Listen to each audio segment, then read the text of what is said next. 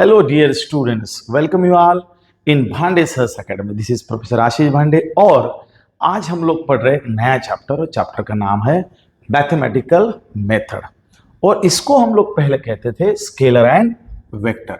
वैसे 11वीं का यूनिट नंबर 2 है जिसका नाम है बच्चों स्केलर एंड वेक्टर. एक बहुत ही जबरदस्त टॉपिक है ये, मैं आपके सामने रख रहा हूं. मैं इसको एकदम आसान भाषा में आपको बताऊं तो पहले मैं एक स्केलर को और वेक्टर को डिफाइन कर देता हूं और उसके बाद में हम लोग आगे बढ़ते हैं. What is scalar?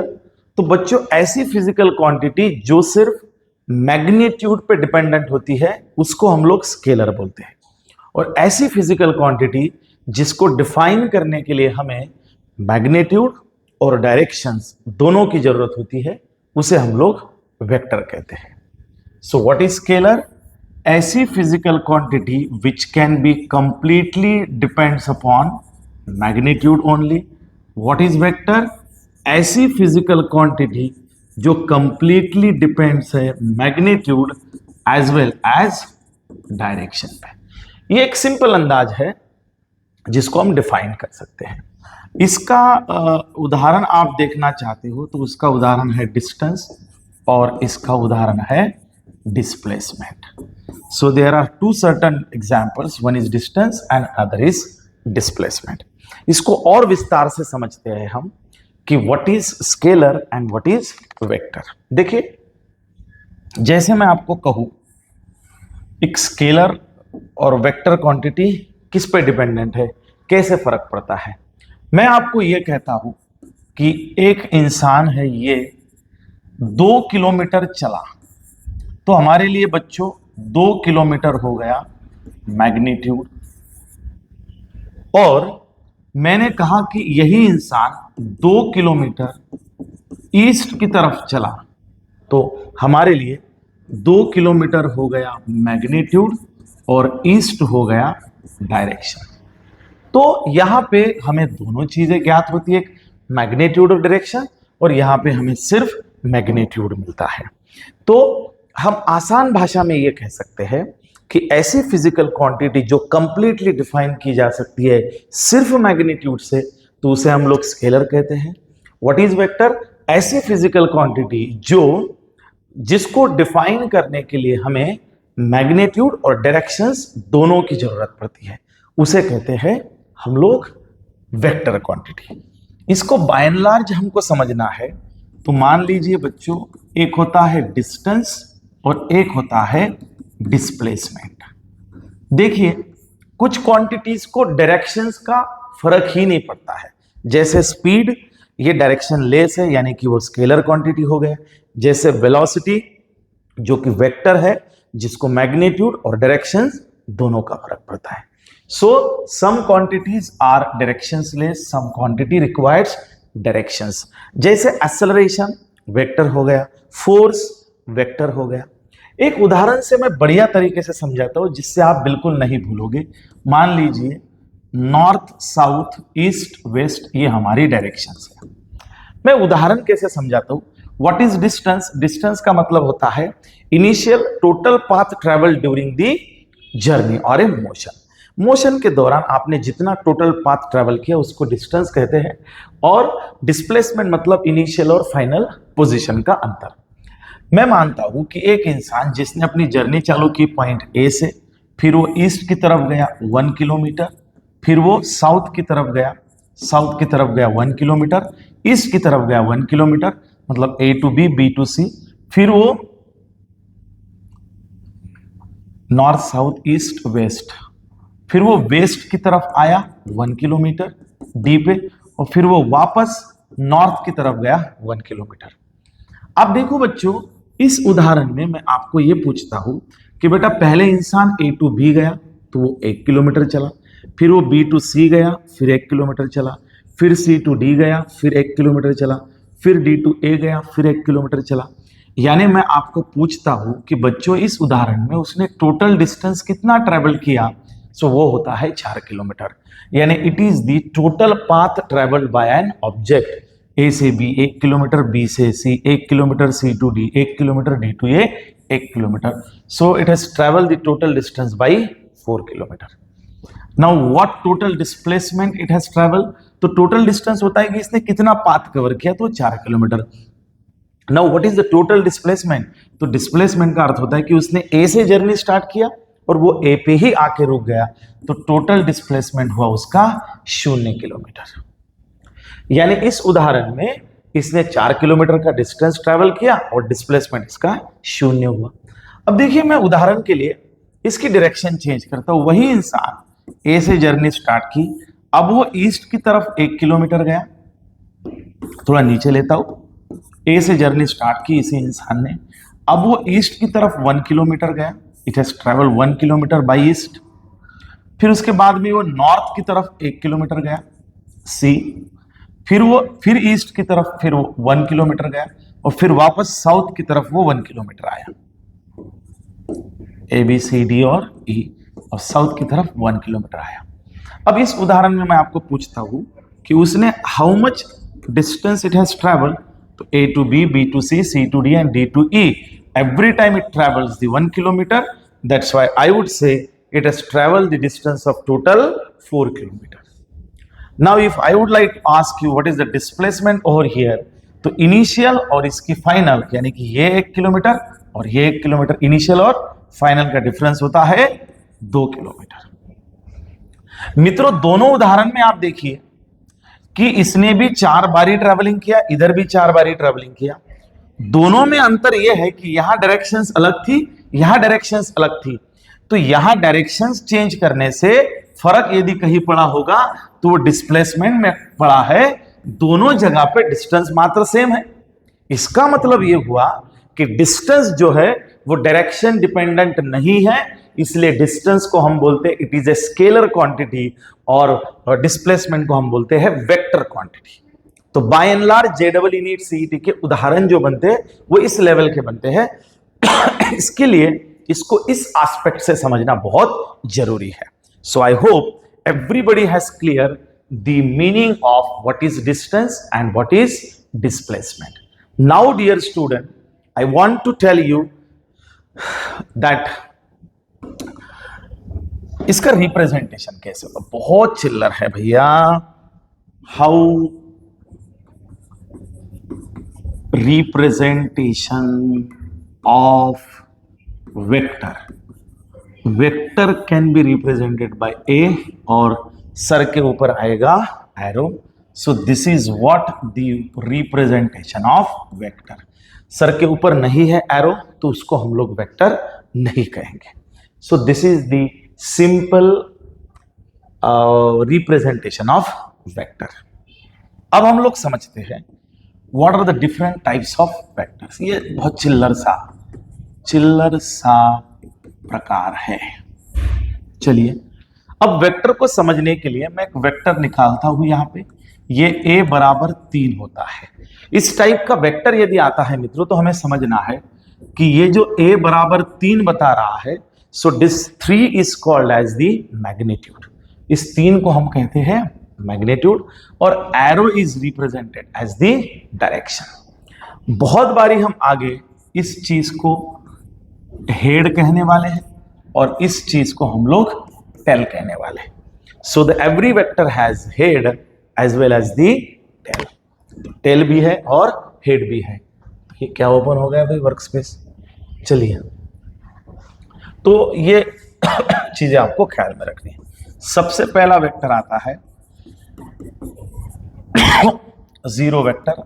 बच्चों जीरो वेक्टर को हम नल वेक्टर भी कहते हैं. Zero vector is also called as null vector. Now what is zero vector? A vector whose magnitude is 0 and direction is arbitrary. क्या डेफिनेशन हुई बेटा? ऐसा वेक्टर जिसका मैग्नीट्यूड 0 है और जिसकी डायरेक्शन आर्बिट्री है उसको हम लोग बोलते हैं जीरो वेक्टर. उसके बाद में बच्चों सर आर्बिट्री डायरेक्शंस का मतलब क्या होता है? वो जिस दिशा में है वही डायरेक्शन. यानी क्या होता है उसका मैग्नीट्यूड यदि 0 हो गया, मान लीजिए कोई चीज इस दिशा में जा रही है और अभी उसका magnitude of velocity become zero, वो रुक गई है, अब रुकी हुई है मतलब मैग्नीट्यूड कितना है उसका, वेलोसिटी कितना हो गया, तो जीरो हो गया, लेकिन उसकी डायरेक्शन क्या है, आर्बिट्री, यानी जो डायरेक्शन उसकी पहले थी वही हम लोग पकड़ेंगे। सेकेंड होता है बेटा इक्वल वेक्टर, इक्वल वेक्टर, और उसी के साथ में दूसरा आता है नेगेटिव वेक्टर। तो ये दोनों वेक्टर को मैं साथ में पढ़ा रहा हूं, बहुत ही सिंपल और चिल्लर चीज चल रही है यहाँ पे बच्चों। इक्वल वेक्टर मतलब मैं यहाँ पे निकाल रहा हूं a बराबर 3 और यहां निकाल रहा हूं b बराबर 3। आप ऑब्जर्व कीजिए वेक्टर a और वेक्टर b दोनों का मैग्नीट्यूड क्या है बच्चों, सेम है, और उसकी डायरेक्शंस भी सेम है, यानी कि ऐसे वेक्टर जिसका मैग्नीट्यूड भी सेम है और जिसकी डायरेक्शन भी सेम है। A vector whose magnitude is same as well as whose direction is same is called as equal vector. I repeat, what is equal vector? A vector whose magnitudes are same as well as directions are same called as equal vector. Negative vector बहुत simple है, a is equals to 3 और दूसरा होता है b is equals to 3. If we can observe these two vectors, इस vector में इसका magnitude same है लेकिन डायरेक्शन क्या है बेटा, opposite.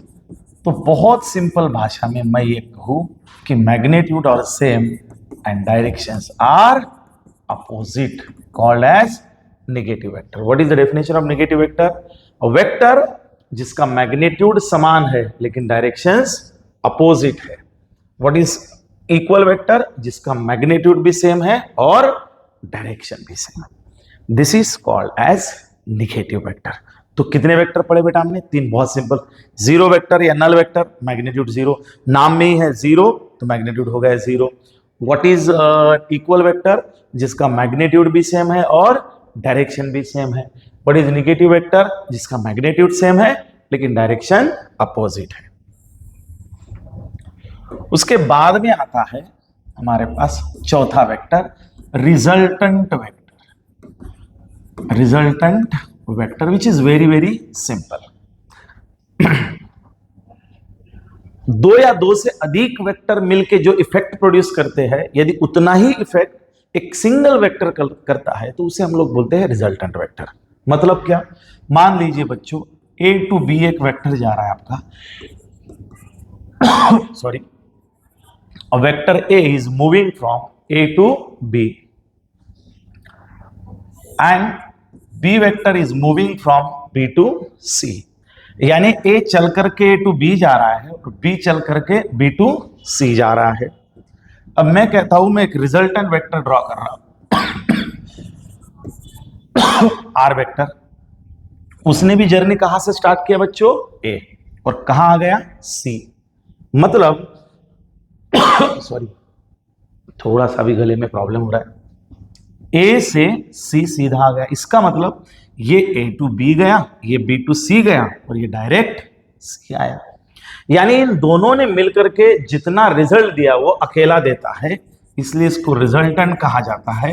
And resultant is equals to A vector plus B vector. क्या डेफिनेशन बताइए बेटा? A vector which produce the same effect which is produced by two और मोर वेक्टर टुगेदर। दो या दो से अधिक वेक्टर, एक्सक्यूज मी, सॉरी, एक सेकेंड। दो या दो से अधिक वेक्टर मिलके जो इफेक्ट देते हैं, यदि वो इफेक्ट अकेला वेक्टर देता है तो उस वेक्टर को हम लोग कहते हैं resultant vector.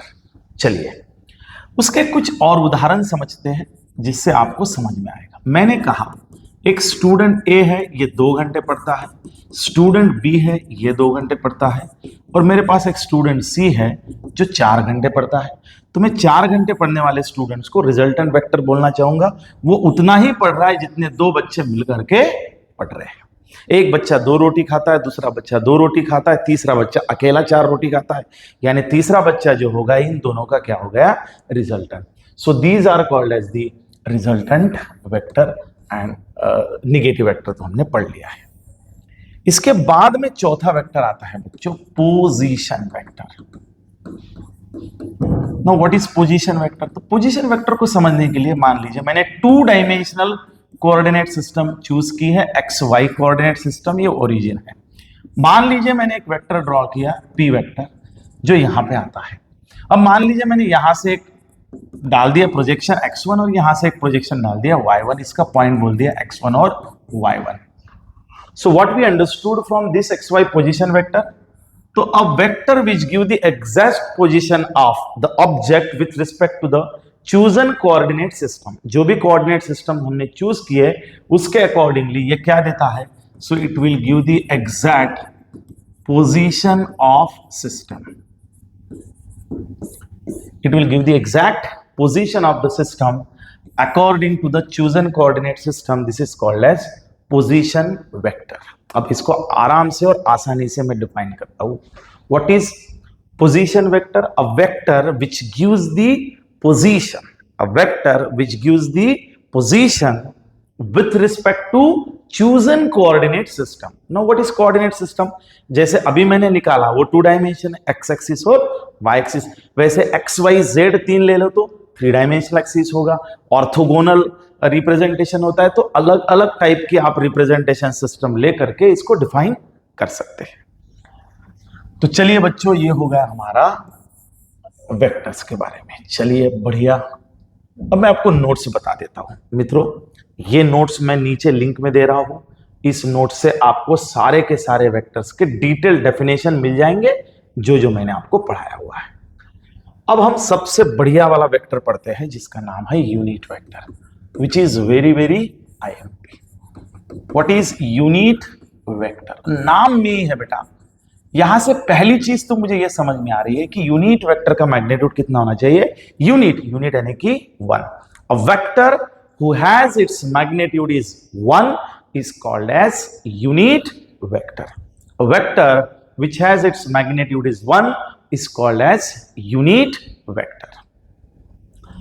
Unit vector along A कहा गया तो A vector divided by its magnitude, ये इसका definition होगा।